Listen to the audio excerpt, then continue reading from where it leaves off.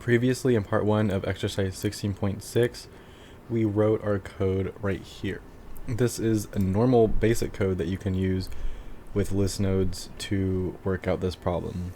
However, we can also do this with using recursion. So we can comment out our previous code and below it write recursive code. And an easy way to tell if you could or should use recursion is if the initial method that we wrote without recursion has no parameters. We are going to do a few of the same things. We're going to have this beginning part be the same. So our public boolean has two consecutives is the same. We're going to have the same if statement. If front is equal to null, we're returning false. Otherwise, we are going to declare these list nodes that we need. Our list node prev, which is going to store the first value, and our current, which is going to store the next value. And when we look at loops, we can take all of this and put it in a recursive method. And instead of returning false here, we are just going to return our recursion, but we're passing through the values prev and current. And we close our method right here. So this is it for our hasTwoConsecutive method. Now we are going to write our recursive method. So we will have a public boolean recursion. We'll just call it recursion. And in here, for our parameters, we are going to be taking prev and current. They're both list nodes, so we have to state that. And we can start writing inside of our method. So this while loop is basically the recursion. So we can look at what's inside of our loop, and this is what we have. So we need the same thing.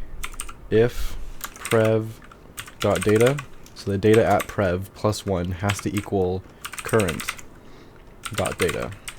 And if it does equal current.data, we are going to return true. If our prev.data plus 1 does not equal to our current.data, we need to write code for that. And basically what we're going to do is increment our prev and our current and then pass them into our recursion again so we can compare them and do this over and over and over again until we reach our base case, which we can create right now. So our base case, if we make that an else if statement, will be if our current is equal to null, then we are just going to return false, because that means it hasn't hit this statement, and if it hasn't hit this statement, then there is nothing in here that's prev.data plus 1 equal to current.data. Next we have to have our recursion part. So if this doesn't happen and this doesn't happen, we need another else statement. We can just write that we need to have a recursion, and this is going to take our prev, which we have to increment to be our current, and current equal to current.next, so that every time we go through here, we're comparing different values. We're comparing the next two values. So if we have prev here and current here, we are going to be comparing those the first time it recurses, and then the next time in the recursion method, we're going to be comparing this to this, and so on.